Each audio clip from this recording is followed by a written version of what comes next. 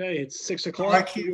can't find this raised hand function, but that's Okay, okay. Tony, you can just wave and we'll try and work with you, I okay? appreciate that, Patrick. We're gonna get started. If everyone can put their phones on mute, and we're gonna call to order the Monday, May 4th, 2020 meeting, the City Council meeting. Right. We'll all rise and salute the flag.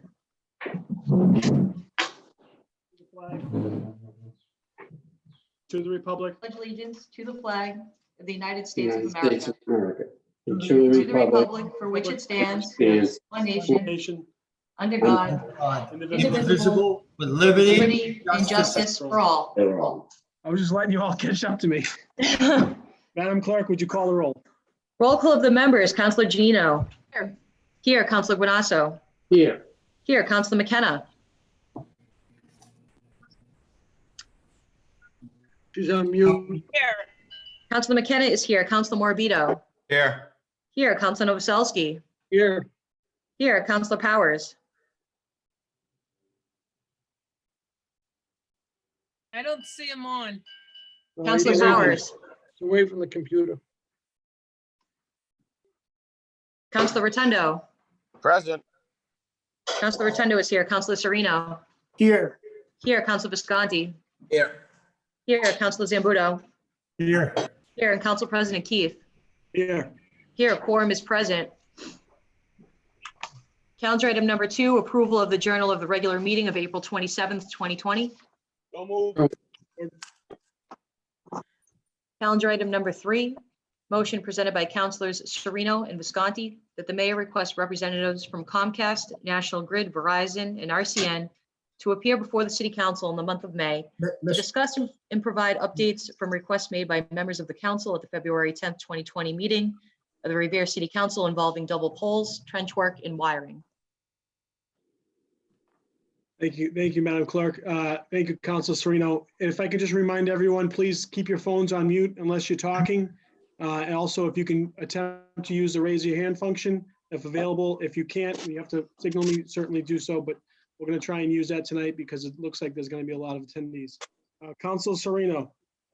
Mr. President, I was trying to get your attention to see if we could motion to suspend rules so we could take up item number 12 for the chief so he can get out of here. Can we? I was going to do that, absolutely. Okay. Motion to suspend rules? All in favor? Aye. Supported. Madam Clerk? Aye. Calendar item number 11, motion presented by Councilors Janino and Sereno that the mayor work with Chelsea City Manager Tom Ambrosino, Cataldo Ambulance, and the Revere and Chelsea Fire Departments on a shared arrangement for responding to medical calls to the COVID-19 Isolation Center at the Quality Inn. Given that the inn services residents from both the cities of Revere and Chelsea, there should be a shared approach to responding to medical emergencies that arise at the inn from both communities in order that Revere's first responders are not overburdened or disproportionately exposed to COVID-19.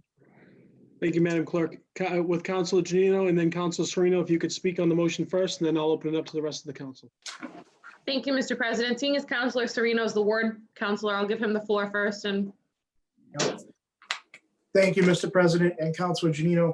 I believe Councilor Janino and I filed this motion to discuss with the chiefs and with the mayor. Obviously, the Quality Inn is servicing people from the city of Revere, but also there are people from Chelsea and Lynn. And the intent behind this motion, given that I represent North Revere, is if 911 calls are being called to the Quality Inn, is that going to delay times if somebody from North Revere, a resident of North Revere, were to need 911 services? So that, in addition to making sure that our firefighters are not disproportionately having to go in there and be impacted by COVID-19. So where it is kind of a shared community effort, I just thought perhaps Chelsea and maybe even Lynn should kind of join in, and I would love to hear the chief's take on it. You know, I could be totally wrong, and I'm not the expert. I would rather hear from Chief Bright. So thank you for being here, Chief Bright. But that's my main concern, is making sure that North Revere residents don't feel that their 911 call times would be delayed. Thank you. Thank you, Councilor Sereno. And Councilor Janino, did you want to elaborate on that? And then we'll have Chief Bright respond? Very briefly, thank you, Mr. President. First of all, I want to start by saying what a wonderful job that the City of Revere's Police and Fire has been doing to respond. Councilor Serino and I put this motion in because we are concerned that we wanted to make sure that everyone is sharing in this. And it was not to push, the blame to Revere, the blame to Chelsea, or anything more than to make sure that our fire department has all the resources that they need and that everyone is working together and that we're there to support them. So at that, I'll hand it back to you, Mr. President. Thank you. Thank Mr. you. President? And I see Councilor Rotundo follow the rules and raise his hand. Thank you. Would you like to also add to this? And then we can have Chief Bright respond? Sure. I mean, before we have any conversation, can we get some numbers before we talk? For example, what is our daily call over the past month? More importantly, what is our normal length of time in order to respond to a call? Given these times, this is a new situation. This is a whole new environment. So people need to understand that nothing's perfect in this world.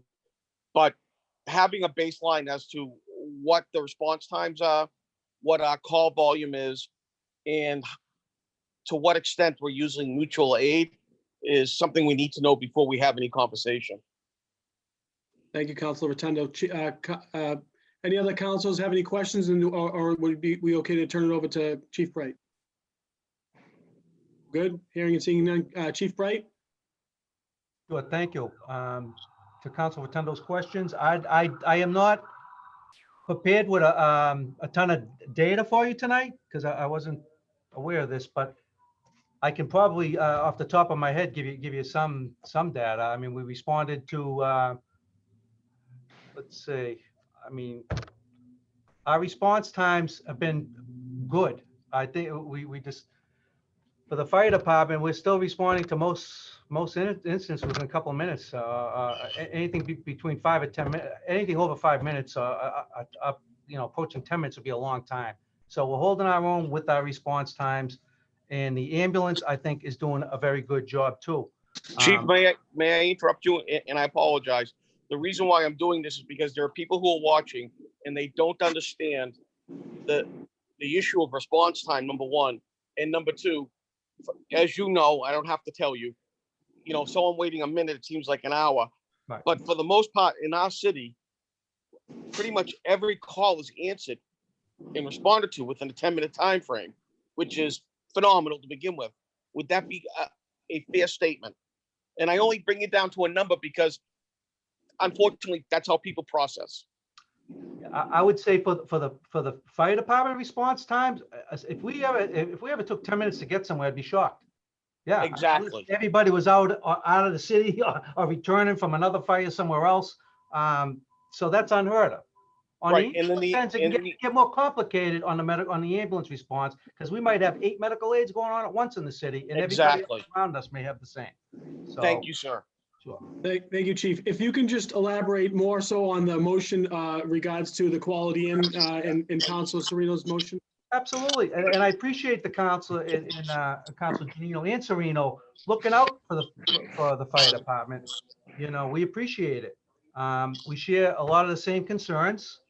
I think that this endeavor with the quality in, I think it had merit for sure. I think it's a good thing the city's trying to do to provide some place for people to go so this thing doesn't continue spreading like wildfire. So right now you have maybe 40 people up there. I think it really is. I think our intentions are in the right place. Those 40 people could spread it to thousands more if we didn't have this available to them, not just in Revere, Chelsea, but everywhere else. So, we're all interconnected in that way. And I think it was a good thing to do.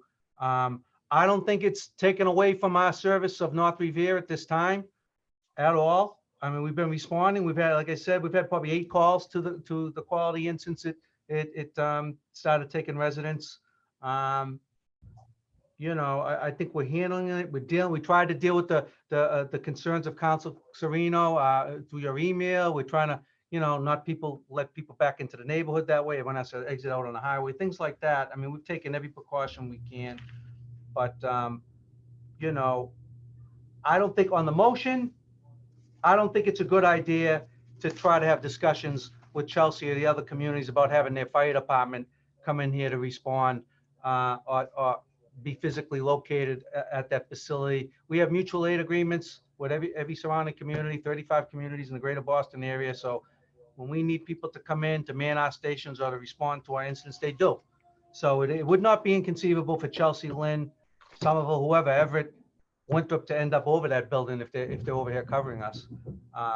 But I think if you open up that discussion, you're going to have union issues between all the different fire departments and cities and between the different town mayors or managers.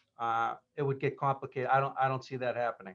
I think we're okay the way we are. We're dealing with it okay. But I appreciate you looking out for us. Thank you, Chief Bray. Thinking about us. And I know the entire council is always willing to do what it takes to help out the fire department. Just let us know when you need, and we'll be there to help you. And before Council Serino, Council Gino, I'm not sure if Mayor Rigo's on, if you had any response to this, or if not, there's a few other councils that wishing to speak. Council Guanasso. Mr. President, just want to inform the chief that I have the fire department right outside my home now for doing an emergency service to our community, and the ambulance service is right outside servicing one of my neighbors. So I just wanted to let people know Revere Fire Department is right on money servicing the community. Thank you, Mr. President. Council Zambuto, your hand is raised. Council Zambuto. I had to unmute myself. I just want to thank the chief for his service, and you guys are doing a spectacular job under circumstances no one could ever imagine. So we're proud of you, and keep up the good work. And again, my condolences for your loss. Thank you, Councilor Janino, and then Councilor Rotundo.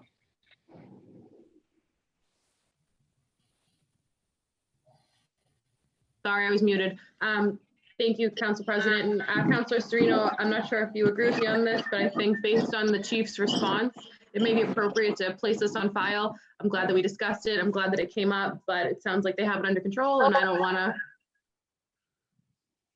cause some waves. So Yep. after everyone speaks, I'm comfortable placing it on file. Councilor Rotundo, you had your hand raised. Did you wish to speak again? Yes, actually, I would. Chief, I want to thank you again for your service to the community. Is there anything that we as a body can do to help facilitate at any level, anything that you may need? To be quite honest with you, I understand these are extreme, times and circumstances. And to be honest with you, much of the commentary that I believe the councilors have and myself are more to kind of educate the population that have great concerns. They hear, we have a hotel up there and there's a lot of misconception with it. And more importantly, the more information that you can provide, the better off it is, so that we can kind of quell some of those fears with people. One of the things that went around was that there was a call over at the Sada House, and that it took 20 minutes for an ambulance to come from Somerville, which I know happens. I mean, I've worked for Cataldo. I understand the process. These things happen. You're talking about getting 9 and 10 people at a time, and the reason why I'm going through this, Council President, is so that people do know what's going on. And Chief, please correct me. And, people have the idea, well, this person's waiting 20 minutes. Well, it isn't like the firefighters left. It isn't like they're not providing care. It's not like they're not giving oxygen. It's not like they're standing there watching someone die. I mean, that's crazy. But people have to understand that when you have somebody in another community that's providing mutual aid to someone that's having a heart attack, the woman that you hear on the scanner that is being called to get care, it doesn't mean that person's dying too. I mean, people have to understand that because they're listening to a scanner, they don't have the whole clinical picture. They don't have the whole, what I would say, logistical picture. And it really sets people up for their imagination to get the worst of them. And thank you, Councilor. And lastly, Councilor Serino, you wanted to finish up and I can't hear you, Chief. You said something? You got to unmute, sir.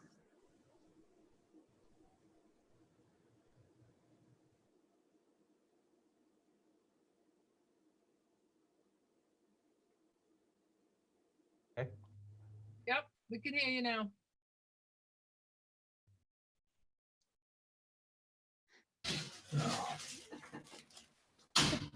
All right, anyone? Councilor Sereno, did you want to speak? Yes, Mr. President, thank you. And Chief, thank you very much for coming tonight and for speaking on this. And along with Councilor Janino, I agree, we can place this on file.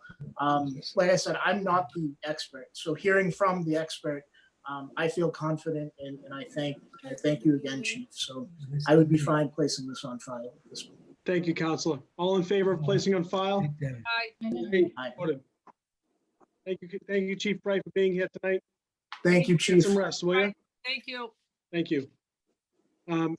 Motion to return to regular business. Motion to return. All in favor? Aye. Aye. Calendar item Okay. number 3 is the joint utility company meeting. I see have Stanley here, and we also have, I saw Stanley and I saw Dan Cameron. I'm not, Stanley, any of the councils wish, have any questions? Council Novoselsky? Thank you, Mr. President. Dan and Stan, the last meeting I talked to you about a pole on Florence Ave that hasn't been touched in 4 years.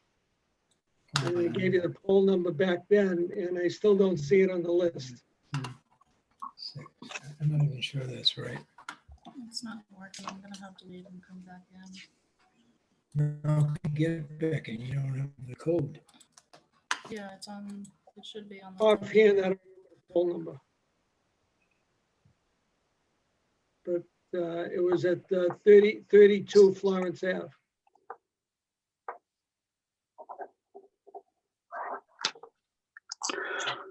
All right, well, we'll get that added to the list. And I hope they work on it sooner than later.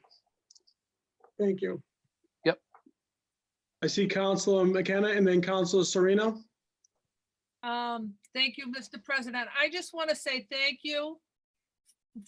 My first time saying thank you to Dan, Stan, and Angela. I've reached out to all of you to have, I had 28 wires cut and wrapped around poles, and they were all taken care of. I've had some street lights out, Dan. You've taken care of those. So I just want to say thank you very much. Beach Ward 1 looks great now. So I thank you very much. Instead of me yelling at you, I'm praising you. Thank you very much. Thank you, Councilor. Councilor Sereno, Thank then you. Councilor Visconti. Thank you, Mr. President, and thank you, Dan and Stan, for being here tonight. Dan, I got your email before the meeting. Thank you very much for the update. Just 2 quick things, because I know we've been communicating via email. Poll number 2409 on Washington Avenue.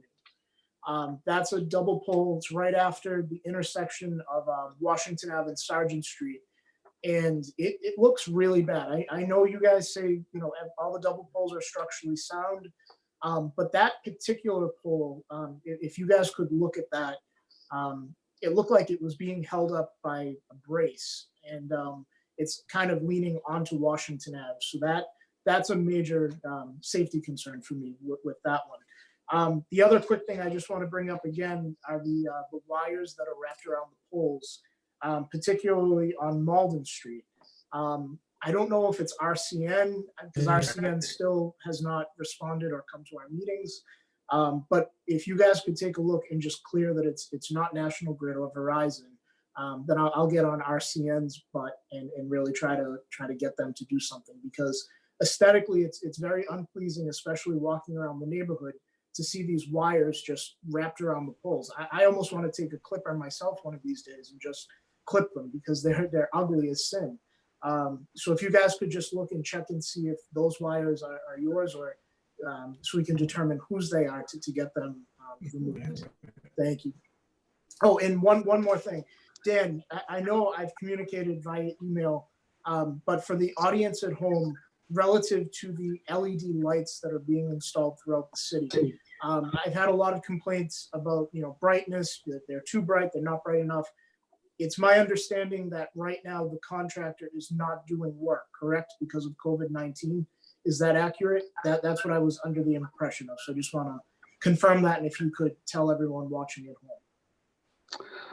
Counselor, no, we are, that work is moving along. We're about, as of a week ago Friday, we were about 80% complete. All right, so that is a job that's being done by one of our contractors. They're conforming to the COVID-19 protocols of both National Grid and the city, so that is proceeding. Okay, so do you have any estimation on when they would be coming back out to adjust the brightness of the lights that we've talked about? Yeah, we wanted to let them continue and just get the entire job done, and then we've found that we like to let it settle in. I mean, a lot of the changes are because there's so much change initially, but over time, some of those changes might diminish. So we wanted to, I would say probably, hopefully during the summertime, we'll be able to address some of those concerns. Thank you, Dan. Thank you, Dan. And we have Councilor Visconti, then Councilor Morbido. Then Yeah. I see you over there, Councilor Ganasso. Thank you, Councilor Visconti. Thank you, Mr. President. I want to thank both of you guys, both Stan and Dan, for being present here. Dan, thank you again for taking care of that situation that I emailed you. It got taken right away. It got taken care of right away. I want to thank you for that. You made a lot of residents happy there in that area. And I just want to reiterate that we have you up here not to complain to you guys and make it a complaint session. We want to just, as a council, want to make sure that progress is being made. And that's the biggest part. And, you know, Councilor McKenna saying that work is being done in Ward 1 and she's pleased. Obviously, the work is happening. I know it doesn't get done all at once. And I think we're patient about that. As long as progress continues to be made, I think we as a council, I can speak on behalf of myself, will be happy. And I just want to say thank you. And, you know, hopefully we can minimize the amount of double polls and try to, you know, get that down to as low as possible, as quickly as possible. Thank you, Councilor. Thank you. So we have Councilor Morbido, Councilor Zambuto, and then Councilor Ganasso. And McKenna. I see you. I'm gonna go two in a row. You already went once. The Thanks, abuse. Mr. President. Councilor Dan, how Morbido, are then you? Zambuto. Yep. How are you, Dan? Hi, Councilor. Question for you. I know Councilor Serino already touched upon the wires, how they're left being hung. My question is, I know right now it's unprecedented times and there's a lack of communication between all the companies, but somewhere down the road is National Grid, Verizon, Comcast. Are you guys going to communicate with one another, open the line of communication as far as wire cutting? I think looking at the whole picture, it's going to save everyone a headache, and it's going to save the backlash of hearing it from the council as well. Is there any plans for an open line of communication between all companies? Does anyone try to reach out to one another?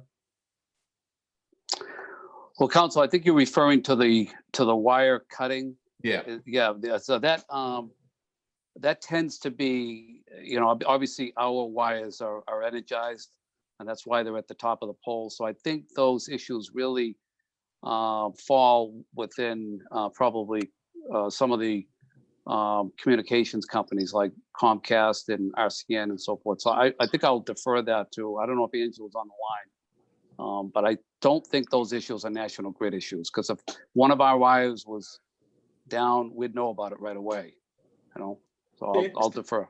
Okay. I think Stanley was looking to speak. Stanley? Yes, Dan's exactly right. You know, if one of Grid's lines were down, we'd all know it. And we do communicate. As a matter of fact, my point would be to make sure that each and every one of the city councilors has our emails. And even if it doesn't involve Verizon and it's a wire down, get it to us. You know, I spoke to Angela by email last week and earlier yesterday about issues. So we do communicate on a regular basis as we do with Grid and some of the other carriers as well. So Thank you, Stanley. the And best also, way to do it. can I just add that Angela's been great with responding. If Yeah. I send her an email, she responds within an hour, almost as if, within the hour, almost as if she's sitting by her computer, like waiting for emails, but she's very responsive. So you should know that. I have one more question. As in preparedness for COVID-19, or due to COVID-19, has any services been suspended or installations? Has any normal business changed as far as servicing installations? In terms of Verizon? Yeah. Yeah, for us, of course, we have a protocol to keep not only the public safe, but our workers safe as well. We will not enter a premise if there is someone there, of course, and certainly won't enter it with someone not there. But we're doing everything we can to keep the network up and robust. That's our number one issue. And secondarily is to keep the public and our workers safe. Thank you. Dan, what is National Grid doing? Yeah, similar, Council, that we're very concerned about the public and our workforce as well. Obviously, being in both the gas and electric business, it's very important that we have a full workforce. So far, so good. What we have suspended is any work where we do have to go inside a premises. We will do it if there's an emergency. We know that in the library and down on School Street, that section with that water issue and affected the gas lines. We had to go into people's premises and we followed the protocols in place. But that is an extreme emergency. So things like new gas services where we have to enter into a customer's premises, that has suspended unless it's, like I said, unless it's an emergency. And same on the electric side as well. Thank you, Stanley. Thank you, Dan. Thanks for coming tonight. Council Zambuto, then Council McKenna, then Council Novoselsky. How's that? Excuse me, you forgot me again, Mr. President. Council Guanasso. Wait a minute. You gotta raise, What happened? you gotta raise. your hand. I'm going. I'm glad it's not me this week. Council Guanasso, go ahead, then we'll go to Zambuto. He was waving. I apologize. Please use the raise hand function, though. Thank you, Mr. President. First of all, I want to say that the LED lighting is alive and well. They were doing that outside my home this past week, and the neighbors are all very happy with it. The new illumination in the nighttime has made it much safer in our community and our neighborhood. But the most important thing I want to talk to Stan and Dan is that a little compliment here. Cushman Ave a few years back, not so long ago, had 23 double poles. I'm very proud to say this evening that we don't have any. And I looked over the sheet or the information given to us from Verizon and National Grid, and there are very few poles that are greater than 2018. There are a few exceptions, but so that's a real positive for what the cooperation we're receiving from not only National Grid but in Verizon, but also from Comcast. Now, like everything else, with these wiring wraps, I think what happened was there was a copycat situation, whereas RCN went and they started this particular thing. And then, of course, Comcast saw it and they copied it.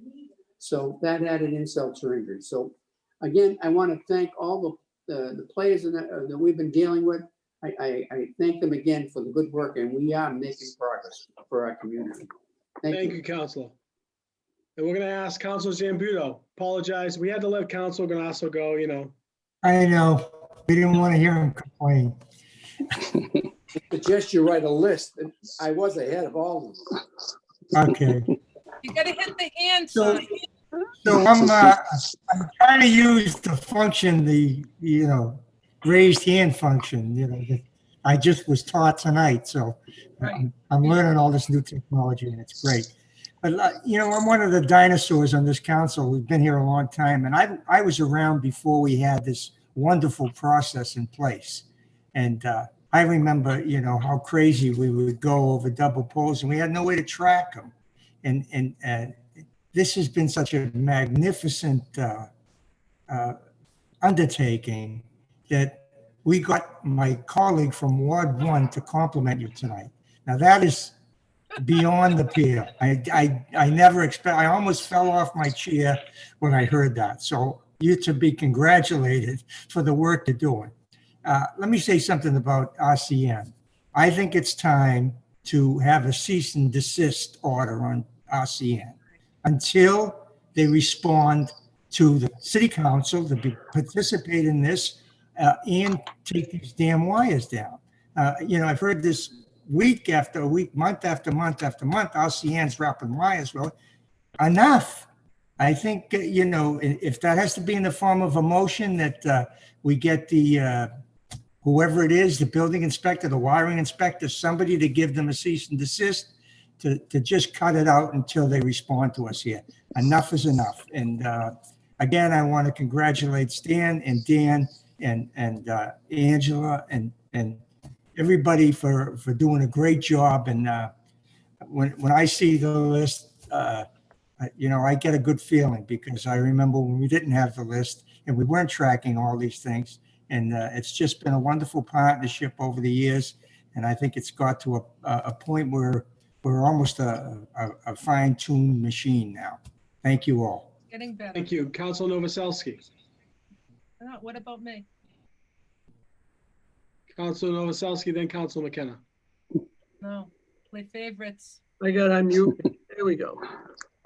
Thank you, Mr. President. I've been in touch with Dan Cameron over the last couple of days. And I told him, in general, the lighting project is going very well. I'd say they probably have 95% of my neighborhoods done already. There's a few spots where they have transformers up that they had to, bypass, but in general, very few disgruntled people on the lights. There's a few, but we'll deal with that during the summer, like you said.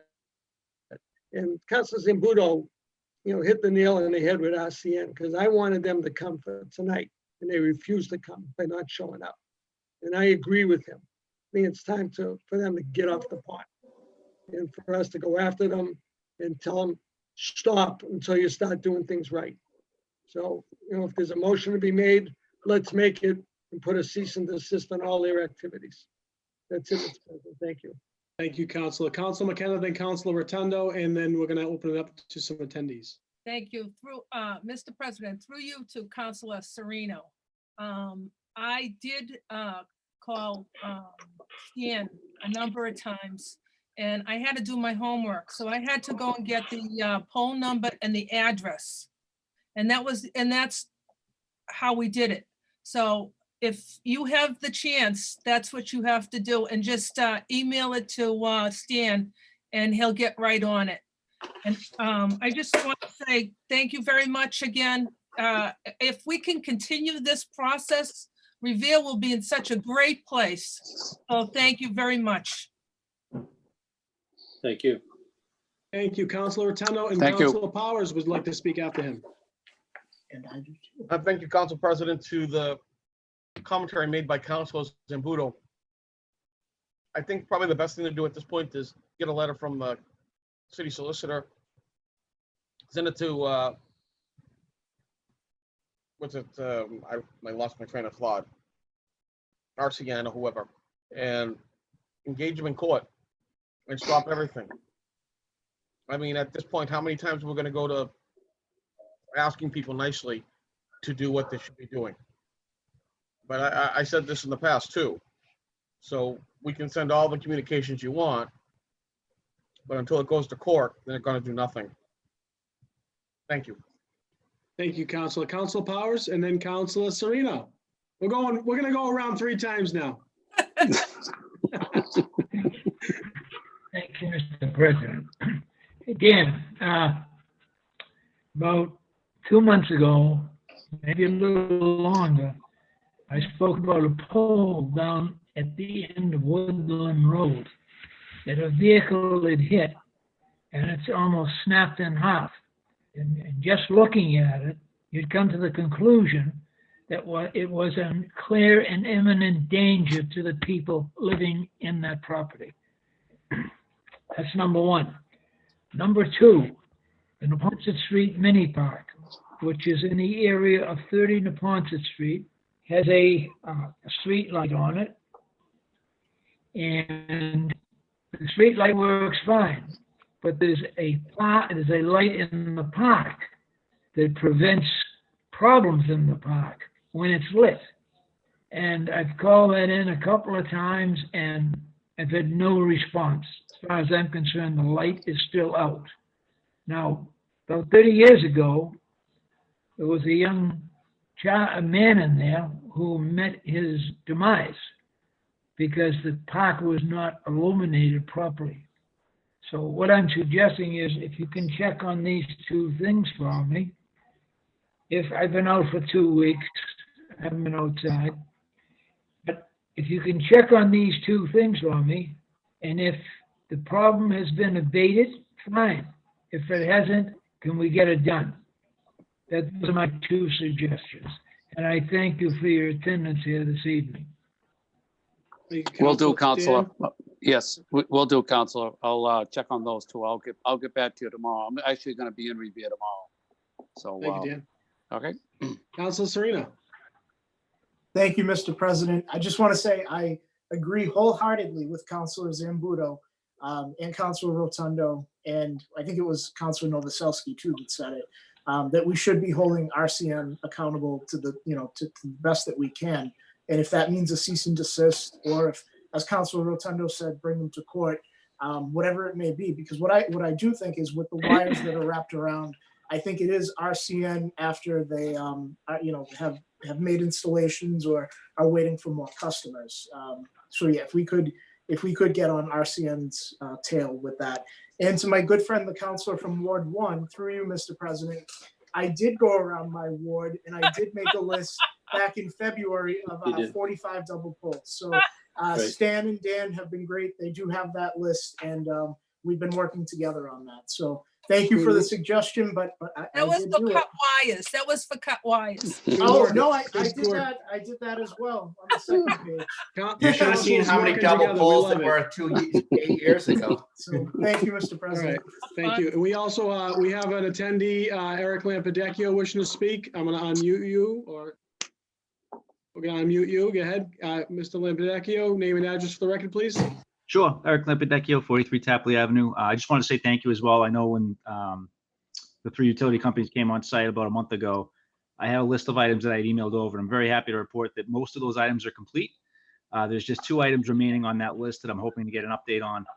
One of which was a pole on Sewell Street, and the other was a spool of wires on Revere Street, directly across from Blanchard's. Just a couple of eyesores, looking to get a resolution there. Questions in regards to the water and the gas lines that were mentioned in the Library Street area. One resident reported that National Grid had to come into his house 5 separate times to get that cleaned up. Has that work been completed? And if not, can you just share what's going on down there? Thank you. Sure. Thank you. Yeah. So we, there was a water main break, but it turned out our gas line was just above the water main. We've been working with the DPW. It probably should not have been there. We've since corrected that, but did cause water to go into our gas main, affecting about 140 customers in that area. When water gets into the gas main, it can be very difficult to get it all out, and it proved to be challenging. And in some cases, we did have to go back into people's homes to physically drain because some of the water was getting into the service pipe. So as of now, everyone has gas in that area. I guess the good news for the city and the residents is that we've made the decision to go ahead now. As you know, we've been working in the city, as all the councilors know, actively trying to replace the old cast iron gas mains with new plastic. We've made the decision to accelerate that part of the city, and we're hoping to start that work once things settle down here, probably sometime this summer. So before next winter, all the gas lines on all those streets will all be replaced, including the service lines as well. Thank you. Yep. And we have one more resident wishing to speak. It looks like it's Ralph DeChico. Good evening, counselors and visitors. I just wish everybody. Name and address for the record, Ralph. Ralph DeChico, Revere Commission on Disabilities. Just want to say, everybody, please stay safe. Good job. This question is Mr. Cameron. I know everything has been going on and we've lost touch base for the past few months. I just wanted to check on the status of poll number 4723 because of not that there's probably much walking going on right now in that area from the seniors, but that was the one that we've been in discussions, and as of January 24th, a light was supposed to be going on that pole, but the independent contractor didn't have it scheduled. And National Grid was supposed to be putting it on there themselves. And that was supposed to happen back then. And I just wanted to check on the status of that. So I've just been going through my old notes. Yeah, that's been, I'm surprised that's not done yet. I'll check on that. But no, that was added back into the contractors list. So that they were given the authority to put that back up. They just probably haven't made it back to that area yet, but they're still working in Revere, as I said earlier. So I do remember that conversation, those emails. So I'll make sure that gets taken care of. But it is, the work request has been written to install it. I know that. Thank you so much. Thank you. We have resident John Stamotopoulos wishing to speak. Name and address for the record. Hi, good evening, John Stamotopoulos, 15 Sewell Street. Similar to Eric Lapidecchio's comments, live on Sewell Street. National Grid, since they've been working on the gas lines and the water lines over here, we had them in our house probably 10 to 15 times over the past month. And we're pumping nonstop over here. Our basements are still flooded. We're pumping 24 hours a day. Whatever's going on with those water lines, we got water in the basements and our pumps are just going even on sunny days. I asked National Grid, I think on Friday or Saturday, what's going on. They said, get on the line. They said, call National Grid, call the city to ask you guys for help because we're getting slammed. Thank you. Thank you. Mr. President. Council Mr. President, I just received an email from that gentleman who was the previous speaker. And yes, he tells me his basement is still flooded with water. This is the first I'm hearing of that particular incident. And I'm wondering if Mr. Cameron, while he's here, can address that, if that's part of the National Grid problem or if that's a city problem. If it's a city problem, I'd like to get a hold of Donnie Chamara in the morning and see if we can't get a pump down there until we get this situation rectified for the resident. Mr. Cameron, can you? Mr. Cameron, I'm sure you. I'm sure everyone will agree. I don't think that the water issue is a National Grid issue. I mean, Mr. Cameron. No, that's correct. I mean, the water, obviously we're not responsible, everyone knows we're not responsible for the water, but we're dealing with it as it come into our gas lines. But in terms of, I mean, it has been a very wet spring. I've talked to Don about that. So that has really complicated, both the leak that originally happened and then the extra wet spring that we've been having here. So if there's water in the basement, I mean, I think that's unrelated to our work. We're just trying to keep the water out of the gas line so that the gas lines, continue to provide gas service to the resident. Well, Dan, while we're on the subject, is everybody in that area, Library Street, Sewell Street, that area down there, do they have their heat back on? Yes, as of a couple of days, late last week, yes. Yeah. As far as I know, I mean, there could be one or two that still have an issue. I mean, I don't get informed on every single one, but been tracking it right along over the last month. And as of late last week, everyone's gas service was working. Okay, I'm going to tomorrow morning contact Donnie Chamara and have him. What number School Street is that, sir? The gentleman that was the previous speaker. I'm 15 Sewell. I'm Ward 1, but I think Eric's a few blocks from me. I'm not sure if you were referring to his email. That's not a problem. I'll call Donnie anyway. Okay, and I'm Right, sure Councilor McKinnon. Councilors, we're coming up on this here. We've spoken. Everyone's spoken a number of I just have a point of information. point of information. State your point. Through you to Councilor Powers. Donnie Chamella is doing work down there. I don't know when it's going to stop, but he's doing water work down in Sewell Street to stop the flooding. So that is gonna go on. I just don't know when with this COVID virus. A lot of things have been pushed back, but it is gonna happen in Sewell Street. That's one of the designations that they're gonna do water and sewer repairs. That's 15 School Street, I believe he said. Is that correct? It's Sewell Street, right? Councilor, Yeah. 15 Sue. Sue, yes, What- SCWAL, 15 Sue behind Immaculate. Yep. Okay. Thank you. All right, so we're gonna finish, we're gonna wrap up this end of the, I did have a question, but we're getting a little bit on the time of the, I'll email the Stan and Dan separately. Okay. What I'd ask to do is just for future, for the evening, if we can just ask panelists, if you're gonna speak on an issue, just try to speak once, and the same for attendees. If there's any issues, please, we're not gonna go back and forth and have, it's a constant, if you're gonna speak on an issue, we ask to keep it brief and speak once on that issue.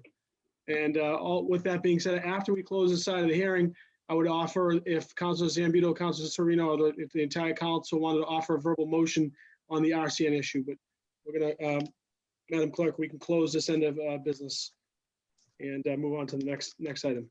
Very good. Would, Calendar would the person item. of the Council to offer a verbal motion to cease and desist on RCN. Councilor Zambudo, Yes, a motion to order a cease and desist to RCN until they start to cooperate. all in favor? We can refine that in any way we want, but the bottom line is we don't want them to do any work until they start participating and acting like they're going to obey the rules, like everybody else has to.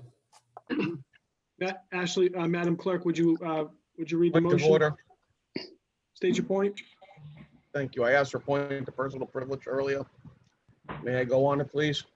Is it, can we just do this verbal motion? We can go on Of your. course. Thank you. Madam Clerk, would you care to read the motion for us to have the verbal motion?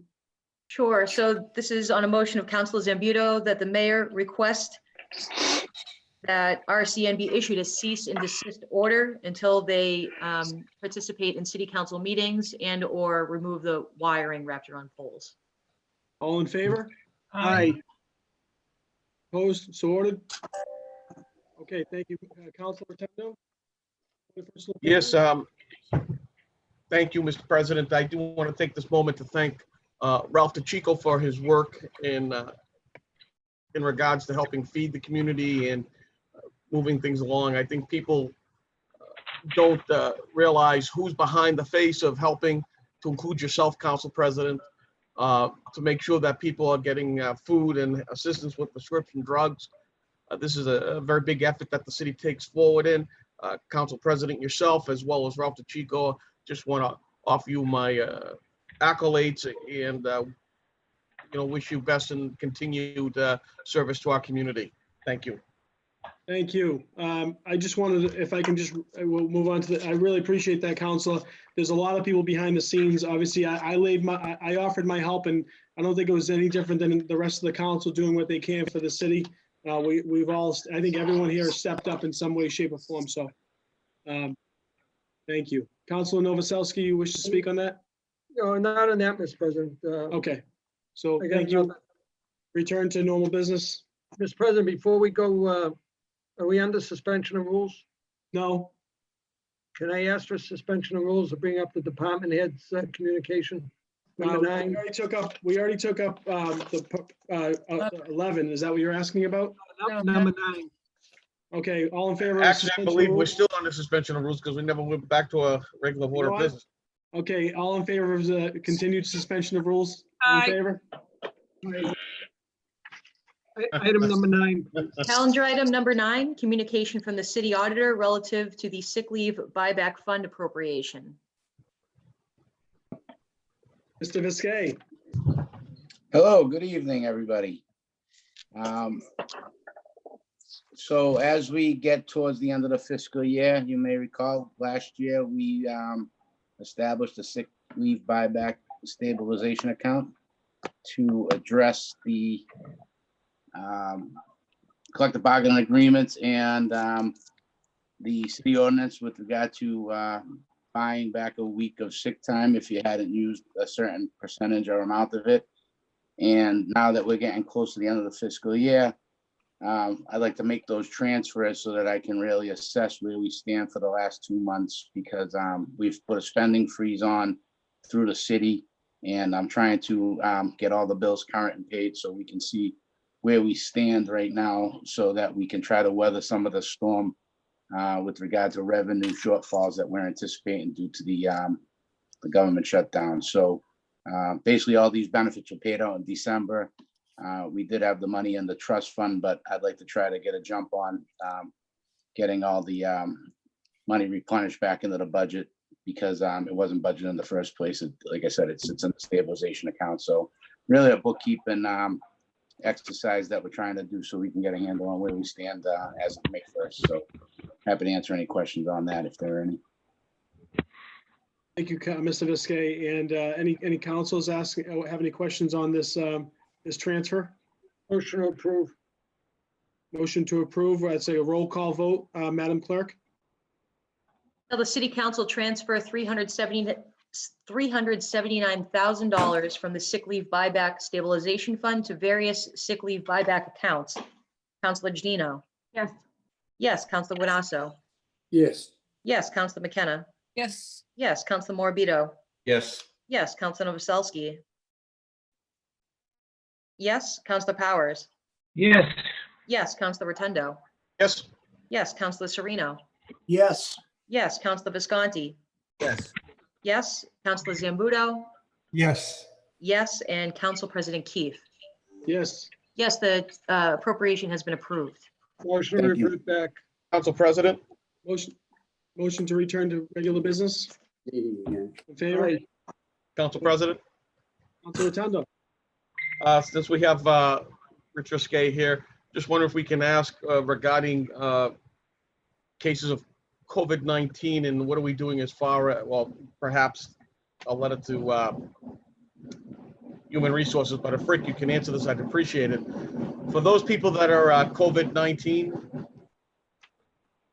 in our community that work for the city, what are we doing as far as that is concerned? Do you know by chance, sir? I think he left. I think he left the meeting. I He can was on see the him. panel. He left. Okay. No, he's, Oh, looks like he's connecting. He's back. He's back. So whether Rick can give us the information or not, I'm just trying to figure out, is the city falling in line with the other entities where they're carrying those people that are COVID-19 and giving it to the state as far as reimbursement or the Fed, or if there's another set of circumstances? Council, I apologize. I just got booted off the meeting and I had to jump right back on. So I just caught the last part of your question. So I had a technical difficulty. I thought Ashley kicked me out, but I logged back on and I apologize. But if you can repeat your question, I'll try to answer it. As you're from Everett, that's why. Don't forget about it. So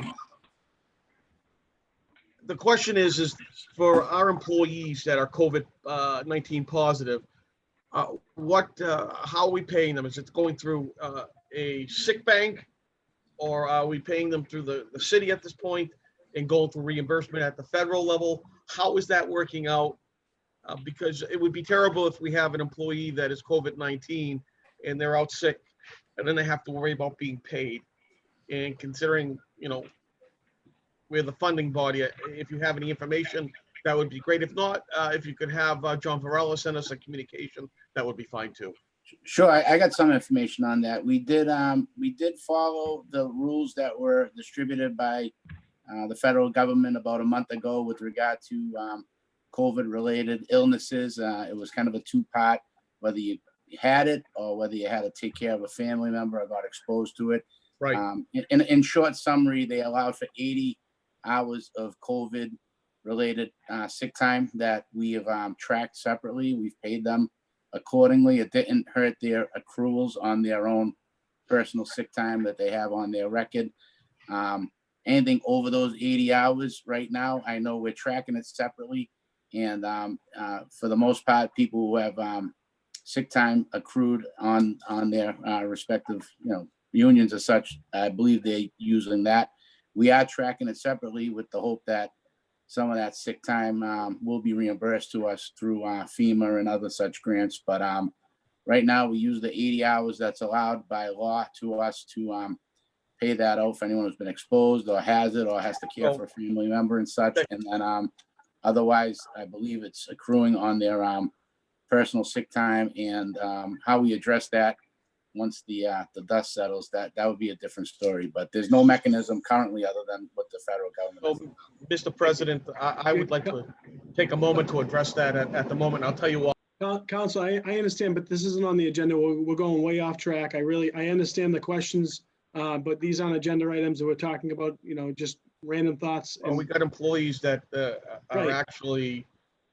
Council, we're happy to answer offline if you need anything. Yeah, he can answer the law. That's why I was just asking. I have no problem speaking to Rick Thank you. offline. No problem. Thank you very much. Appreciate your understanding. Thank you, Mr. Viscay, for being in attendance. Sure, We're going to no motion to go back to normal business.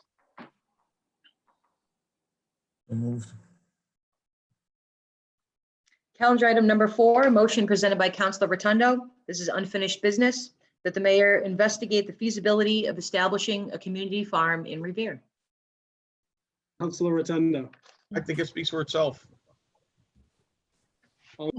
Mr. President, Councilor, okay, we're going to go to Councilor Novoselsky, and then I see Councilor Janino with their hand up. can I ask what's a community farm? Well, I mean, you can do anything from something very small plotted to aeroponics. I mean, there are tons of things that you can do. Or hydroponics, excuse me, however you wish to communicate that. But yeah, no, there's tons of things that can be done. Heck, in New York, they're using old containers to basically produce 2 acres of produce within a 400 square foot area. So obviously there's going to be, I think in the future, a need for sustenance, considering what's going on. And more importantly, people are going to lose their job, and some people are going to have a need to do some things like they did in the old days. And when you take a look back to the Spanish flu and what they did in the old days, it was to plant. And if we can help assist by putting a trailer someplace in an area that we're not doing anything, and having people donate money and do hydroponics there so people can feed themselves, that's a no-brainer, and it's for nothing. It's just a matter of acquiring the space. I can name right now off the top of my head 8 places in Ward 4 where you could do that on hills that quite frankly cause the DPW more headache than not, because they have to go over there and remove the timber off of the little easeway going from Reservoir Ave down into Warren Street, or for that matter down over on right where Rick Viscay lives. I mean, I can go through the area off the top of my head, even in your ward, Ira. There's like 7 places there off the top of my head, out of the way where people wouldn't literally see it, except for there's a container there. And it can all be done using solar, and people could plant it accordingly. I mean, it's truly very simple, and it's revolutionized the way that people farm. Thank you. President, if I may. Yes, Councilor Novoselsky. I don't have a problem with that, because it's only looking at the feasibility, but I'm sure we have to redo some of the ordinances to allow it to happen in order to maintain it and control it. So, of course, it's only a feasibility. Council Janino. And Ira, here's the best part. It's rodent proof because it's in a container. It's metal. It's self-contained. And it's truly one of the benefits of having these, you know. Thank you. Councilor Janino. Thank you, Mr. President. I think this is a great motion on behalf of my colleague. And I will say, with everything that's happening right now and the struggle that people are having, food shopping and with produce and things like that, giving residents the ability to grow their own produce, to grow their own resources, I think it's fantastic. A lot of other urban communities are really taking advantage of this. I know in the cities, the containers, like Councilor Rotundo mentioned, rooftop gardening is also really popular. A lot of urban cities with not a lot of park space are creating urban rooftop gardens. And I think it's a great resource for our residents. I think that especially during these times, again, where finding food was hard, how great would it be to walk out into your backyard or walk down the street and be able to pick a couple tomatoes or grow your own cucumbers and things like that. So I think it's a great motion, and I definitely look into seeing it happen. Maybe we can get some chickens in there next. Right. Up for Council that. Serino? We can call it Thank you. Rotundo Farms.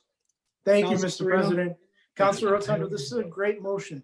Councilor, was there a similar motion back earlier this year in January or February? Because I vaguely remember having a conversation about this with you. And is it different from the other proposal you had? Well, yes and no, and I'll tell you what, if you take a look at that huge facility down in American Legion Highway that we call Amazon Fulfillment Center, that's an 800,000 square foot warehouse that has telescoping ceilings that go up to 30 feet, in some areas 20 feet for the norm. You could actually do what they call carousel farming using hydroponics, and for every 300 square feet of space that you have, Elon Musk's brother has been able to deduce almost 2 acres of greens. I mean, there's so much that you could do. It's crazy. And there's so many spaces throughout the city to give people the opportunity to farm. I mean, it's so simple, and if we can work collectively, it'd be great. Great. Thank you. Any other councilors on the motion? All in favor? Aye. Opposed? So ordered. Calendar item number 5, motion presented by Councilor Rotundo that the city of Revere have a joint meeting of department heads, the mayor, superintendent of schools, school committee, and the city council to discuss long-term plans regarding social, health, and education. Councilor Rotundo. Thank you. Quite frankly, it's evolving around the very issue of COVID-19. How are we going to educate our children in the future? In the event that we have to go back into lockdown because there is a second generation of this virus, which is what they're thinking about, that could be more virulent, and more importantly, because it mutates, that's something that we have to talk about, because it doesn't make sense to me to keep our children back another year. Here we are, distance communicating, having a council meeting. That's something that we need to be able to do and facilitate for our children so that they don't miss another day of school. As far as the social part, we need to come up with programs that are going to help everybody, because at this point, depression, suicide, addiction is on the rise because we're all kept confined. We're all isolated in some measure, in some way.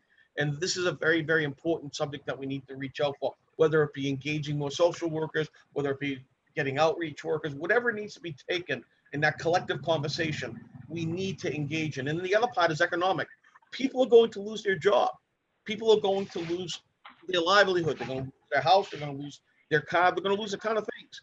And so how do we deal with that loss as a community in the span of economics? How are we going to help them as far as re-enter the workforce? What part of the workforce is going to be beneficial for them? And more importantly, how can we help subsidize that process while not bankrupting the community? Because here's the thing. We have now over 5,000 units in the city that are really relying on rents. When those rents are no longer able to be absorbed and people have to leave and go back home to where they came from, those properties down on Ocean Avenue, the proposed properties down in Suffolk, and everywhere else, where's the money coming from in order to facilitate our tax base? Because it's a large portion of it. So we have to have that conversation.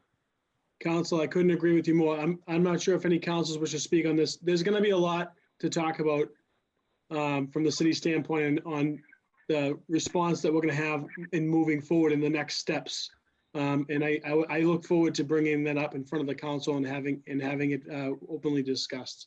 Any other councilors, or we hopefully have this at a council meeting in the future? Great.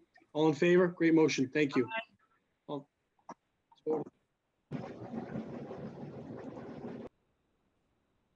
Next up is the zoning subcommittee report. Councilor Zambuto, I know you had your zoning subcommittee. Would you like to fill us in on how that went? Actually, he doesn't look like. Oh, I'm here. I'm sorry. Thank you, Mr. President. Obviously, the zoning subcommittee met earlier this evening.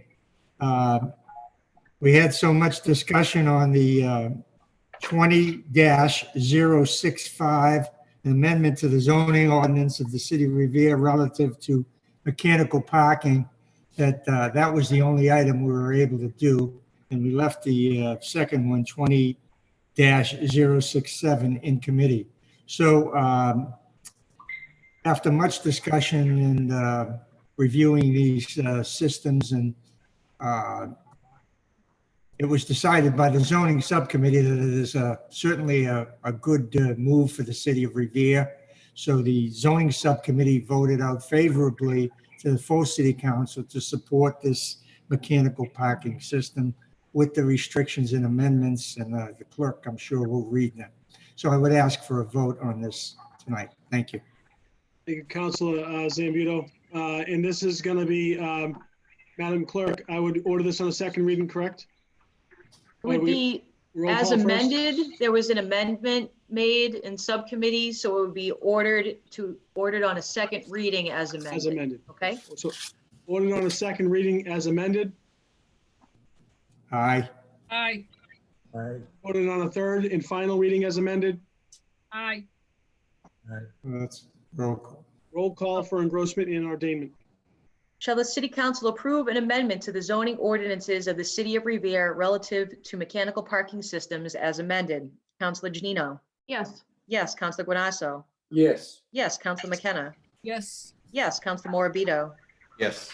Yes. Councilor Novoselsky? Yes. Yes. Councilor Powers? No.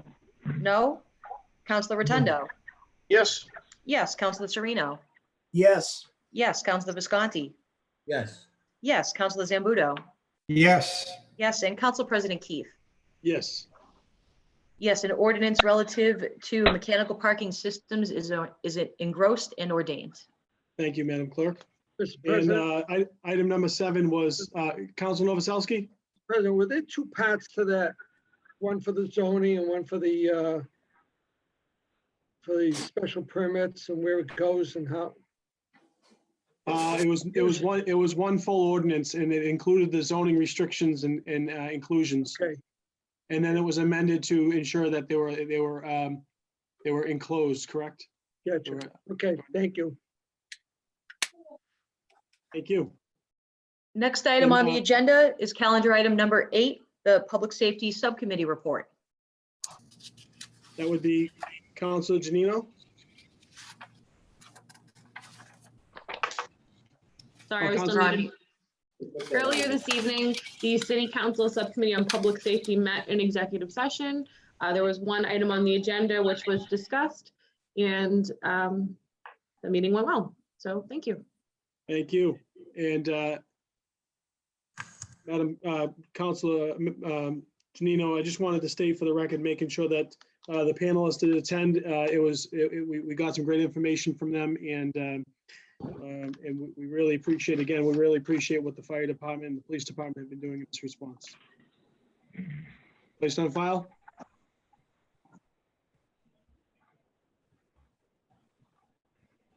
Motion to place on file? Motion placed on file? Calendar item number 10, motion presented by Councilor Rotundo that the city of Revere look into the feasibility of restructuring all loans. Councilor Rotundo. Thank you. Actually, I'll be speaking to Rick Viscay about this probably later on today. I'm sure he looks forward to that. I'm sure he does. The issue is that we're running into the Federal Reserve, which is now giving out negative percentage on loans. And obviously, if we can recapture a lot of that money that is in bonds and so forth and restructure, and we're crazy not to, we're talking millions of dollars. And the last time it was done, I believe we saved upwards of $4 million. And as I looked at the bond debt, we've got bonds out at 4% and so forth. I mean, imagine if we can restructure our debt so that we're paying 1% on our loans. I mean, that's a no-brainer. Right. Sounds like it. And Councilor Zambudo, and I'm just going to let everyone know, well, this is going to go to Ways and Means. Councilor Zambudo, and I see Councilor Guanasso after that. Ways and Means. Thank you. Thank you, Mr. President. And I think this is a great motion. I support it wholeheartedly. However, some of these bonds are restricted and we won't be able to get that wonderful rate with. But I think whatever ones we are able to restructure, or any debt for that matter that the city has, this is certainly the time. Some of us are going to try to refinance our houses, and everybody's going to be doing things with these kind of interest rates. So Right. I think it's a great motion. I support it wholeheartedly. And I have to say, Councilor Rotundo, this is a couple good motions for you. So He's on a roll. you're getting praise here tonight. I'm happy to see this. Any no, other councilors? All kidding aside, I think it was a Ways and Means. really good motion.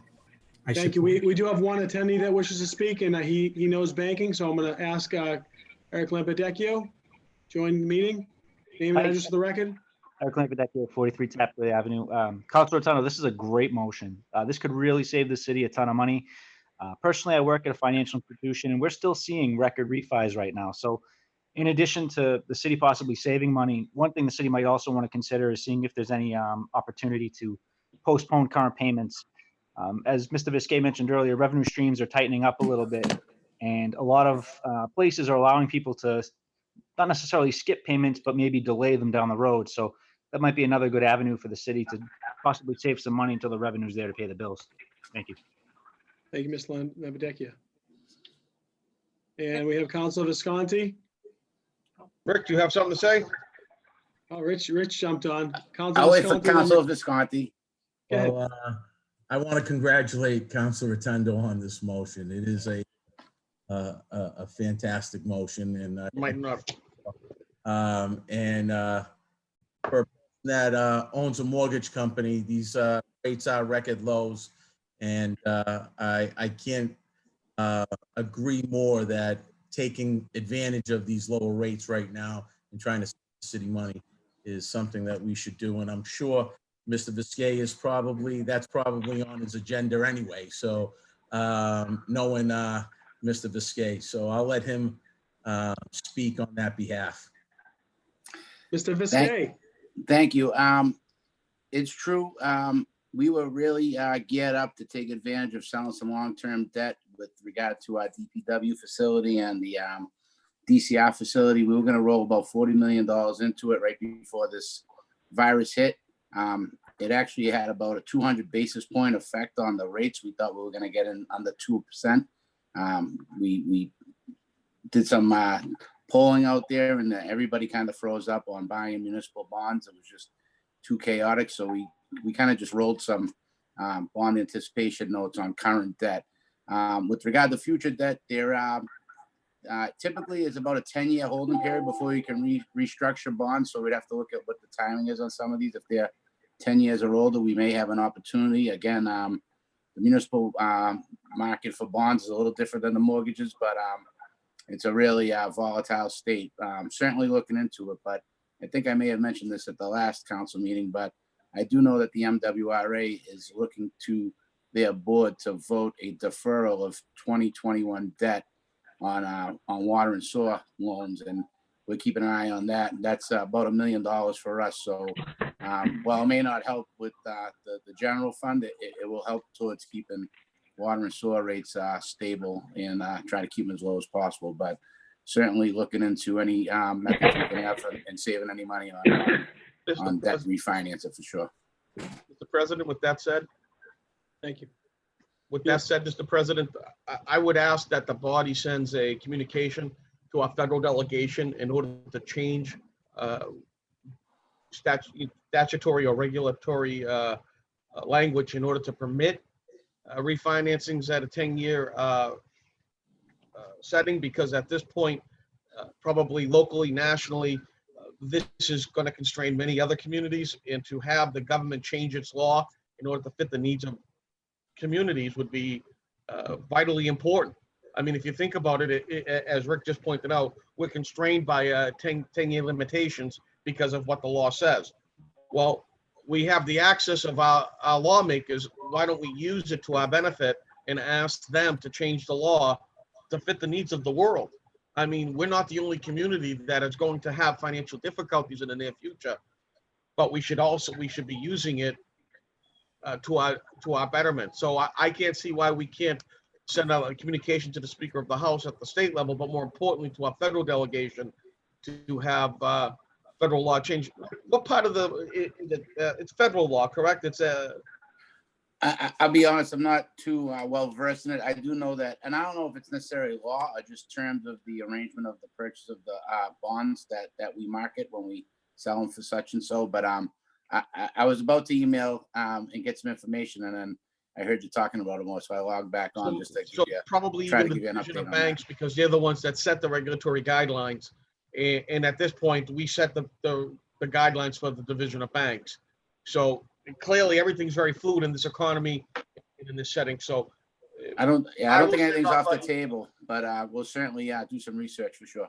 I'll send an email to you, Rick. Okay. So Yeah, no if we problem. can, Councilor Rotundo, would you like to put this into Ways and Means just so we can discuss the verbiage that you would want to send out, and we can just get it more clarified? Is that okay I'm just with you? gonna send an email reminding Rick to see if we can get language changed at the state or federal level to our various delegation. That's all, very simple. Okay, sounds good. Not needed. All in favor? Ways and Means? Thank you. Calendar item number 12, motion presented by Councilor Sereno, that the mayor requests the police department to enforce the speed limit on Washington Avenue by stationing an officer with radar technology in a strategic enforcement location along or immediately off of Washington Avenue. Councilor Sereno.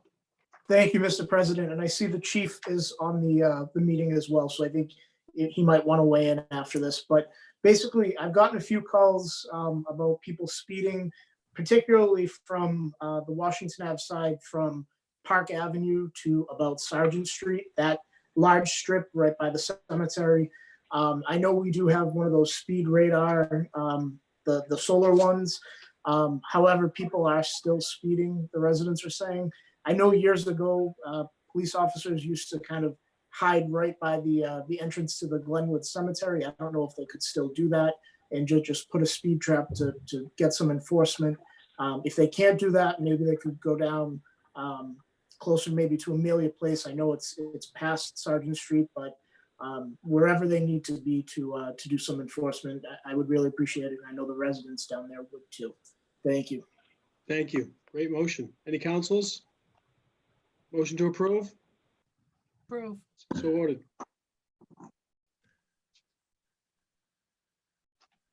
Calendar item number 13, motion presented by Councilors Sereno and Visconti, that the mayor requests the Director of Veteran Services ahead of Memorial Day to display one American flag on the lawn of the American Legion building for each service member from Revere who has valiantly given his or her life in service to our country. Councilor Visconti, then Councilor Sereno. Let me defer to Council Serena first, Mr. President, if you don't mind. And I know that Mark Silvestri, Director of Veteran Services, is also here. Would you like him to speak? Sure. Councilor. Councilor Sereno. Oh, thank you, Mr. President. So I filed this motion. I had actually thought about it about a year ago, and I had mentioned it to then candidate Jack Visconti right around Memorial Day last year. I had been walking on the Boston Common, and I don't know if people are familiar, but right before Memorial Day, there's a foundation that places American flags on the Boston Common, one for every person from Massachusetts who has given his or her life from the Revolutionary War all the way through post 9/11. So I know, but I know the 160 even there since the pre-revolution colonial wars, and I was thinking maybe it would be a poignant reminder to place American flags on the Legion lawn of our city so that people could kind of just visually see. And given COVID-19, and I don't know, but I would assume that we're probably not going to have the traditional Memorial Day exercises as we have had in the past. Placing these flags could be a very visual, memorial for Memorial Day. And I think Councilor Visconti and I are going to, there would be no cost to the city. Councilor Visconti and I have agreed to donate the American flag. So if the council so chooses and approves this motion, I will order them tonight, and Councilor Visconti and I would place them along with Director Silvestri on the lawn of the Legion before Memorial Day. So again, I know Director Silvestri is on the line, and of course, Councilor Visconti too. So thank you. Thank you. And actually, Mark, if it looks like Council Morbido and Janino also wanted to add some comments, and then I'll offer the floor to you. Councilor Janino. Thank you, Mr. President. I'll be very brief. I think it's a great motion, and I give my colleagues a lot of credit for that. We've had a lot of really good motions tonight, and I will help you with whatever you need for this. I think it's fantastic. Thank you. Thank you. Councilor Morbido. Thank you, Mr. President. First, I want to say thank you, Mr. Silvestri, for your service. Also, I want to commend you on the job you did last year on the Memorial Day service. I know if we're going to do it this year, you'd put on the same wonderful ceremony. So first, let me say thank you. Second, I want to volunteer my service. I will help you put up the flags as well. Right. And that's it. And then Councilor Visconti. I'm honored to be part of this motion. Thank you, Mr. President. I'm honored to be part of this motion with Councilor Serino. I would like to make a small amendment to the motion, if okay, with Councilor Serino to amend it that this is done every year moving forward. And I'm not sure if that, I don't think it stipulates that, but would love to see this continue onward for future years. And if that's okay, Madam Clerk, if you can make that amendment, of course, if Councilor Serino is okay with that. I would be okay with that, Mr. President and Madam Clerk. Sounds like a great amendment. And Mr. Silvestri. Thank you. Thank you all, council. It's been a great meeting to be a part of so far. Some great motions. And I want to commend you all on everything that you've been doing throughout this COVID process. This was an amazing motion put on by Councilors Serino and Visconti. I spoke to them both on this motion over the week. I fully support the motion. And I'd also like to possibly ask for an amendment on that.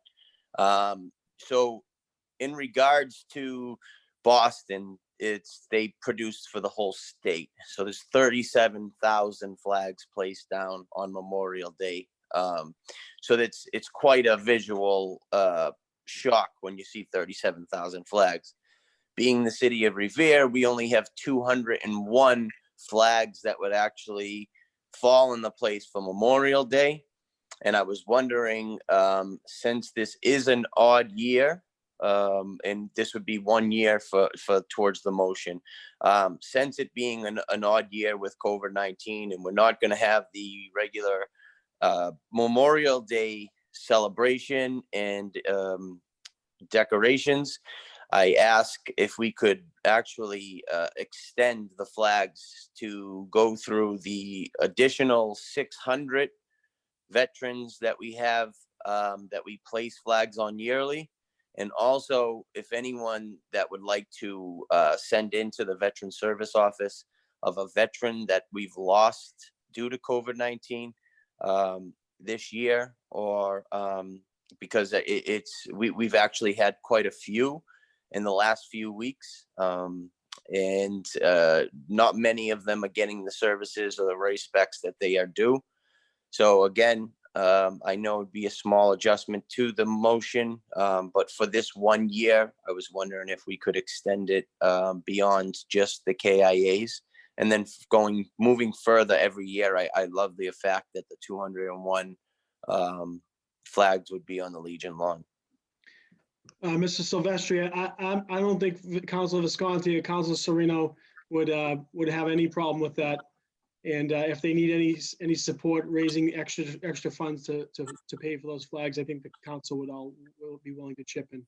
Councilor Serino Visconti, any opposition to that? None at all. That's wonderful. Thank you, Director Silvestri. And we have no problem spending your money. Any other councilors wish to speak? This is a great motion, and if I can just throw in there, and I know we have a couple of veterans on our council, which we appreciate your service. It's going to be a sad year not celebrating the normal routine. Certainly, your Memorial Day exercise the last few years has been unbelievable, Mr. Silvestri, and we're going to miss it. But I know that you'll do something to make up for it in some way, shape, or form. So thank you. Thank you. All in favor with the amended motion or motion? Oh, Councilor, motion as amended? Aye. Okay. Opposed? So ordered. Calendar item number 14, motion presented by Councilor McKenna that the mayor request the construction companies building the new projects on Ocean Avenue in the interest of public safety to create a walkway for pedestrians to safely pass the construction sites on Ocean Avenue prior to June 1st. Presently, pedestrians are having to risk their lives walking on Ocean Avenue without a police presence, leaving them vulnerable to injuries or death. Councilor McKenna.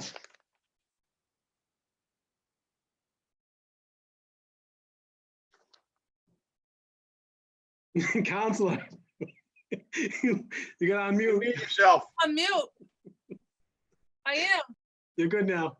Oh, boy. Councilor McKenna. Keep her muted.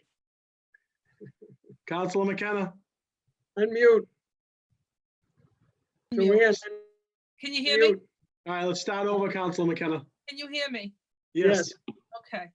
So since the construction sites took place, there is no pedestrian walkway available for any of the pedestrians to walk from Revere Beach Station to the end of Ocean Ave.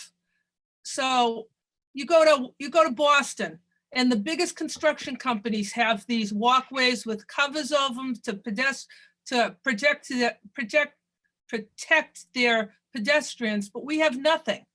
And 6 months ago, I had tried to address this and no one would listen to me. Now the beach is going to be open. People are going to start congregating down the beach, and there's still no walkway from the new constructions on Ocean Ave. And this is the end. This is my ward to the end of Ocean Ave. So someone's going to get hurt. Someone's going to get killed. They're walking right out in the street around the construction site. And I want them to do something. That's all. Create a walkway for these pedestrians so no one will get hurt or killed. Thank you. Thank you. Councilor Rotundo. Yes, thank you. I support Councilor McKenna in this effort. I would also ask that if they're going to put a walkway there, they should consider putting a little sanitizer thing there that people can actually, sanitize their hands. I mean, they do it, if you take a look at Danny Lombardo, who does it over at Lombardo's Bakery, very simple thing, very costless in the sense of total budget. And if they could put one in the beginning and in the front, hand hygiene's a big thing in this process, probably one of the biggest things. Great, thank you. Councilor Visconti, did you have your hand raised? Yeah, this is a great motion too, from my colleague. There's no reason for our residents to be walking in the street and putting them in harm's way. So yeah, if we can get this done, this would be great. It's a safety issue for our residents. So great motion, Councilor McKenna. Thank you very much. Thank you. Any other councils? All in favor? Aye. Opposed? So ordered. Calendar item number 15, motion presented by Councilor McKenna that the mayor request the DCR and the construction company building the project located on Revere Beach Boulevard at the intersection of West Street to open West Street as a one-way right turn only on June 1st. Councilor McKenna. Thank you, Mr. President. Same thing, right near each other. The construction is now completed. Everybody's working inside. They shut the street down for 6-7 months. They have urinals there. They park their cars there. There's no reason why they can't open the street up one lane to take a right-hand turn, especially before June 1st when the beach starts to open. I think they took the street hostage. And 6 months ago, I was down there with a whole bunch of people and they said no. But I really think it's time now, since the building is all, completed outside, that there's no reason why we can't open West Street one way. Thank you. Thank you. Any other councilors? All in favor? Aye. Opposed, so ordered. You have calendar item number 16, late motions. Motion presented by Councilor Rotundo that the City Council award a certificate of commendation to Messier for producing and donating over 1,000 cloth masks to be used as PPE. The impact this organization has had on our community during the COVID-19 crisis has been astounding. Councilor Rotundo. You know, again, this is one of those things that really speak for themselves, but stepping up to the plate, for the, Moroccan American community in Revere, I gotta tell you, what they did was phenomenal. And from what Rashid Mukbir and his group have done to help pretty much everybody. I got a mask from them. I think you probably have a mask from them, Mr. President. I do. But, that said, when there was a need and they rose to the challenge. And I just want to thank them for that. Great, thank you. Councilor Janino. Thank you, Mr. President. Great motion, Councilor Rotundo. I've had the pleasure of getting to know Rashid very well over the past few years in the council, and he is willing to do anything to help the community, and his whole organization is. And anytime anything is needed, they step up to the plate. What can we do? How can we help? And they get it done. So I can't thank them enough for their dedication and for what they do for us. And I hope they know that we're here to support them as well. Thank you. Thank you, Councilor. Councilor McKenna. Thank you, Mr. President. I think this is a great motion, and I think going forward, we're going to be giving a lot of commendations out because a lot of people stepped up in this city, and I'm just so proud of Revere and what everybody's accomplished to help our residents. So great motion. Thank you. Thank you, Councilor Sereno. Thank you, Mr. President. Councilor Rotundo, this is a tremendous motion. Rashid and his team at MACIR, they do amazing work, and they're a community organization that has truly stepped up beyond our wildest imagination, and they've just been doing wonderful work for everyone in our community. So thank you, Councilor Rotundo, for filing this. Thank you. Councilor Morbido. Can you hear me? Thank you, Mr. President. Councilor Rotundo, would you mind including Blanca Bedoya, who has been sewing the masks? She has actually been sewing them in her business. If we can include her in the motion, Absolutely. And invite her in as well, that would be great. Absolutely. Thank you. Councilor Visconti. Another great motion, Councilor Rotundo. I support it. Talk about a person who is a community person. That's Rashid Mukbir. So I support it, and it's a great motion. Thank you. Thank you, Councilor. I think we're all in favor, and I also wanted to mention that the Messier organization and led by Rashid has done a phenomenal job, and they're dealing with a lot right now. This is a holy season for them. It's Ramadan, and we wish them happy Ramadan, and we appreciate what they've done for our city. So we look forward to recognizing them at a council meeting to be named later. All in favor? Aye. Aye. Opposed? So ordered. Calendar item number 17, late motion presented by Councilor Rotundo that the mayor request the Department of Public Health to provide the city of Revere with the number of residents tested for COVID-19, those who tested positive, and those who are currently hospitalized. Councilor?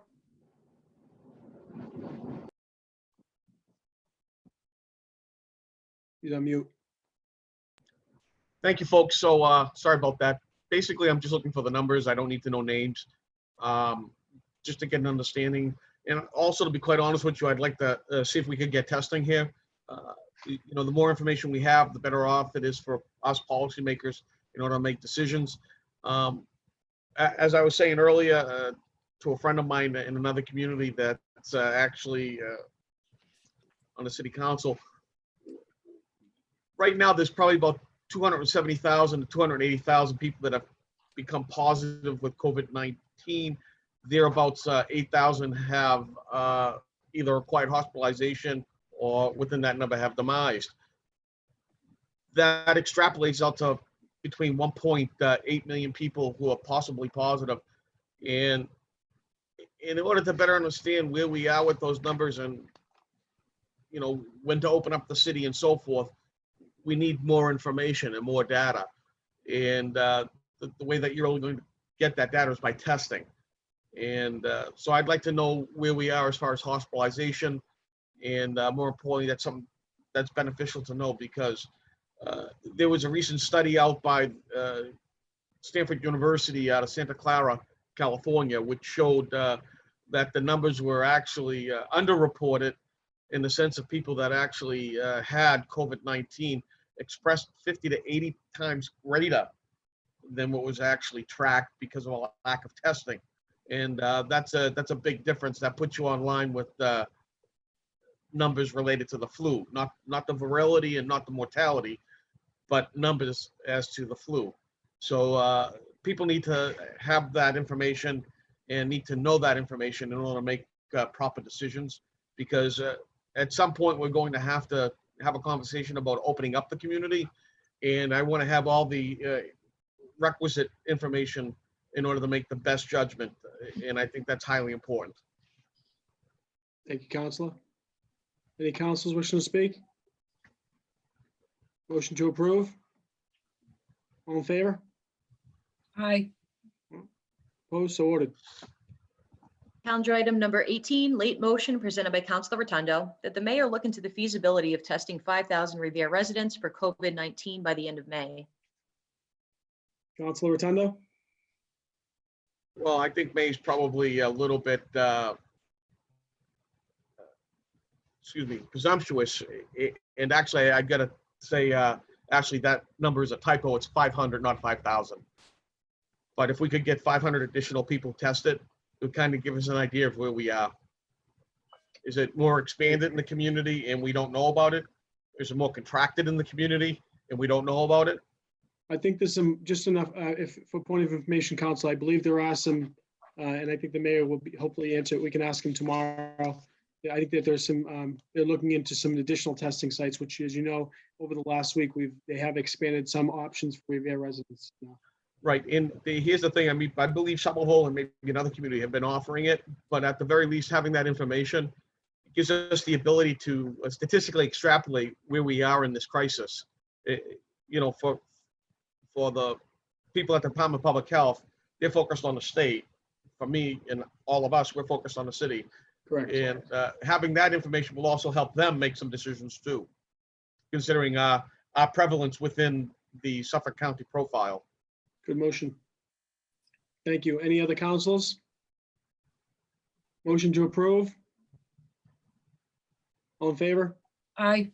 Opposed? So ordered. So next up is a late motion submitted by Councilor Guanasso, that the mayor request inspectional services to investigate as to why Airbnb is allowed to operate in the city of Revere and hotels are not. Specifically, there was a house party taking place at 27 Lowell Street, which is used by the absentee landlord as a short-term rental property, which is also a 3-family. The owner of this property is listed as Carlos Dominguez, 220 Elm Street, Everett, Mass. He should be fined for allowing direct violations of Governor Baker's executive order relative to COVID-19 to occur on his property. Councilor Guanasso. Mr. President, I've been experiencing for the past several months now an inundation in my neighborhood of Airbnb.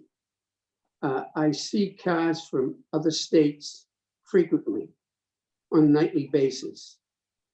You never get an opportunity to know who your neighbors are with this kind of activity. And to me, it's very alarming.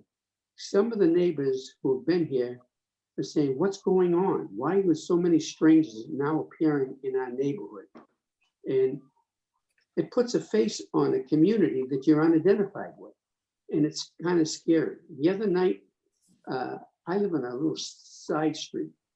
The other night, it was last night, there were 8 people congregated at a street light, and they were in a circle, and this is at 10:30 at night. This is not the neighborhood fabric that we really want in our community. I mean, hotels are one thing, but Airbnb is another, and they're primarily in residential areas. So they should adhere to rules and regulations that we all have to live by. But more importantly, if the rest of the country aren't allowing Airbnbs in their state, why is Massachusetts? And so I ask and beg the question that we have inspectional service review this property, review it with the ownership, and also review it with the Commonwealth of Mass as to what's our regulations. If hotels can't operate, how come Airbnbs can? Very simply. Thank you. You're on mute. Councilor McKenna, then Councilor Rotundo. You got me, Councilor, you got me. We've been working, Councilor Keefe, Councilor Guanasso, myself, and if I miss anybody, let me know, but we've worked on an Airbnb ordinance, and it hasn't come out yet. And we did this 2 years ago. So, and it would eliminate some of the stuff that you see in Councilor Guanasso if we had this ordinance. So I think we should, as a body, see if maybe when things settle down, we should put this forward to the council and we should pass it. Thank you. I agree, and I'll let Councilor Rotundo talk, but we need to get that motion finalized and brought to the council. Let's just get it done. Councilor Rotundo. Sure, I don't mean to put a damper on your efforts. More importantly, I want you to, be perspective on this, that in the future, that particular process, Airbnb, might be the salvation of the economic demise of many of those buildings down on the beach. With that said, I suggest that we contact the city solicitor, because I believe, and obviously I'm sure I can be corrected, that the constitutionality of shutting somebody down may not be in the cards because of a gubernatorial edict. There are certain criteria within the law that allows government to do certain things. I don't want to end up in a jackpot where we do everything to satisfy the needs of our community, which I'm all with you for, Arthur, and then find out 6 months down the line, Airbnb is now suing the city of Revere for constitutional violations of their 14th Amendment right. So if we can get some ruling from Paul Capizzi, but in the meantime, send someone down from, inspectional services to see if they're compliant with the law at the house, that's another way to skin a cat. And it's all within the confines of the law while we're pursuing Arthur's measures. I think perhaps doing that might be the quickest way of getting people to smart up. Nobody wants to get fined by a building inspector. And more importantly, if they are operating in that measure, you can't say that they're not here for medical care, which I know has actually come up in another community where Airbnb was the issue and their legal defense was, well, we're here for medical care. You can't prove it one way or the other, nor are you allowed to prove one way or the other because they have HIPAA rights. So what I would say is speak to inspectional services, have them go down there, have Chief Bright send down the fire department, make sure that their inspection of their smoke alarms are intact, and really get a thorough go through with them. Make sure their certificate of occupancy is in place. If there isn't, shut them down right away. Right. And then you don't have to exercise any law after that because it's within the regulatory confines of our city. But we gotta be very careful. Councilor Guanasso, with your motion, we can ask that the mayor has both inspectional services and city solicitors look at what we can do to make sure that they're keeping an eye on that property. Sound good? Thank you. Thank you, Council. All in favor? Aye. Opposed? So ordered. One late communication from the mayor, relative to the appointment of Geologic Earth Exploration, Inc. as a licensed drain layer. Refer this to Council Ganasso Subcommittee. Council Ganasso? Mr. President, if you're coming to a conclusion of the meeting, I have a point of personal privilege, if you would. Certainly. Would you like to approve this and then state your point after the, we send this to committee? Sure. Send it to Beautiful. committee. So refer this to Appointment Subcommittee. All in Thank favor? you.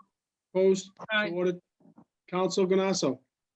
Mr. President, as you all can see, to my right, I have a little sign stating congratulations to the class of 2020 from the class of 1960. And this is a warm good wishes and congratulations to a class that will be forever remembered in the lives of all of us. So during the darkness of the ages of them not having a wonderful memorial thought in their head to memorize and memorialize their graduation, they have one thing to remember. They can celebrate and say to their grandchildren, we were in a crisis during that time and we experienced this all and we all came out healthy and well. And hopefully that's the case. So I just want to send my good wishes to the class of 2020. Thank you, Councilor. And Councilor Janino, did you want a point of personal privilege as well, or? Councilor? Thank you, Mr. President. Thank you. I share my colleague, Councilor Guanasso's sentiments as a graduate of the class of 2010. Would have had our 10-year reunion this year, and Councilor Guanasso, I don't want to know what number reunion you were supposed to have this year, but just kidding. But on a much more serious and somber note, you know, of course, we wish them the best. But the reason I wanted to make a point of personal privilege was that on a not so happy note, and unfortunately, you know, the city is going through a very trying time, and we have lost a great number of residents due to this virus. So I asked Council President Keith if we could take a moment of silence at the end of the meeting for all of the residents that the city of Revere has lost over the past month, and as well from COVID and also from other issues, and particularly our fire chief lost his brother. So we offer our deepest condolences on behalf of the city to Chief Bright and his family, and also to all the residents of the city who have lost a loved one during this very difficult time. So we'd like to end the meeting on that moment. Thank you. We're going to have a moment of silence. Council Novoselsky, I think you wish to speak, and then we'll do a moment of silence. Thank you, Mr. President. Mr. President, thank you, Councilor Janino. You took the words out of my mouth for that part. But I think we also have to acknowledge those city workers that are currently in the hospital that are in trouble, and those that are not in the hospital that may have the virus. And I think we ought to take that moment of silence along with our deceased to wish them well and hope they get better soon. So at this time, I've asked that the councilors take a moment of silence for the people that we have lost across the city and loved ones that we are that are still being cared for. Please take a moment.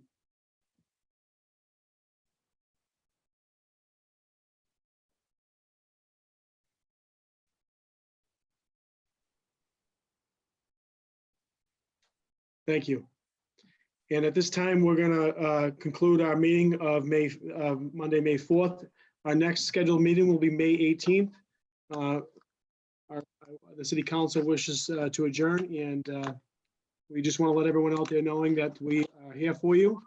The entire city council, the entire city is here for you. If there's anything you need, please reach out to your local council or any councilor or anyone at City Hall to help you out. And have a great night. Motion to adjourn. So move. Be safe, guys. Bye, guys.